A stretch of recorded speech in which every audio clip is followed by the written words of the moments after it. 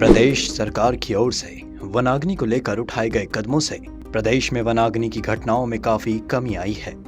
राज्य के वन मंत्री सुबोध उनियाल ने बताया कि सरकार जन सहभागिता के साथ वनाग्नि की रोकथाम को लेकर कार्य कर रही है। इसकी वजह से मौजूदा वर्षों में पिछले वर्ष की सबसे कम वनाग्नि की घटना सामने आई है। सरकार ने इस वर्ष ग्राम प्रधान की अध्यक्षता में फॉरेस्ट फायर मैनेजमेंट कमेटी का गठन कर समिति को आर्थिक सहायता देने के साथ ही लोगों को ट्रेनिंग, वन विभाग में मानव संसाधन की बढ़ोतरी के साथ ही उन्हें उपकरण आदि मुहैया कराने से वनाग्नि की घटनाओं में कमी देखने को मिल रही है। वन मंत्री सुबोध उनियाल ने जंगली जानवरों से किसानों की खेती को हो रहे नुकसान पर कहा कि सरकार किसानों की फसलों को जंगली जानवरों से बचाने के हर संभव प्रयास में लगी हुई है। सरकार ने बंदरों के आतंक से लोगों को बचाने के लिए मिशन मंकी अभियान शुरू किया।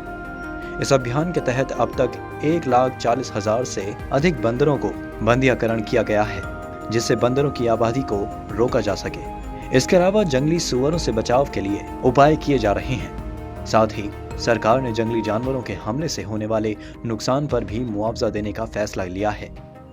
देखिए, लगातार हम लोग मॉनिटरिंग कर रहे हैं और ये क्योंकि जन सहभागिता के साथ हमने जब से वनाग्नि को रोकने का प्रयास किया, उसके परिणाम अच्छे निकले। और आप देखें कि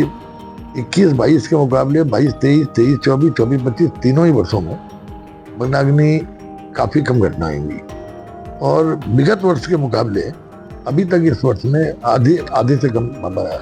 घटनाएं हुई। तो पूरी तरह से हमारा डिपार्टमेंट जन सहभागिता के साथ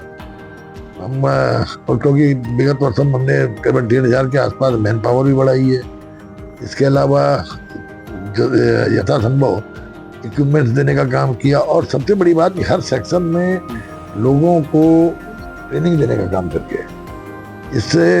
और जो ग्राम प्रधान जी की अध्यक्षता में फॉरेस्ट फायर मैनेजमेंट कमेटी बना के जो हॉट स्पॉट्स हैं उनमें और उनको 30,000 रुपया इंसेंटिव दे करके उस कमेटी को, तो इससे और उसके अलावा जो अवार्ड हमने रखे हैं जनपद में, हर जनपद में 3 लोगों को आग बुझाने में जिनका सहयोग रहेगा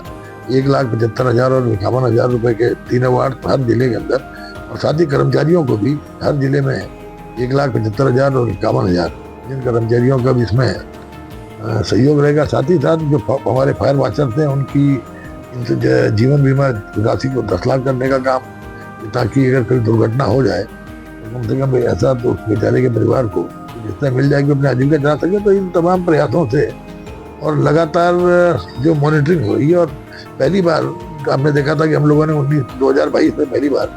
जनपद के अंदर जिलाधिकारी की अध्यक्षता में भी जो पहली बार जिलाधिकारी का रोल आग के प्रबंधन में रखा था और इससे कई करोड़ रुपए जिलाधिकारियों का आपदा प्रबंधन पद से भी हमें मिले। और इस बार हमने एक नया और प्रयास करते हुए PCCF रैंक के वरिष्ठ अधिकारियों को हर जिले में नोडल अधिकारी के रूप में नामित किया था और लगातार वो वहाँ पर मॉनिटरिंग कर रहे हैं कामों की और उनके अनुभव का फायदा भी और उनकी वरिष्ठता का फायदा भी मैं समझता हूँ ये कर्मचारियों को चुस्त रखने में मिल रहा है।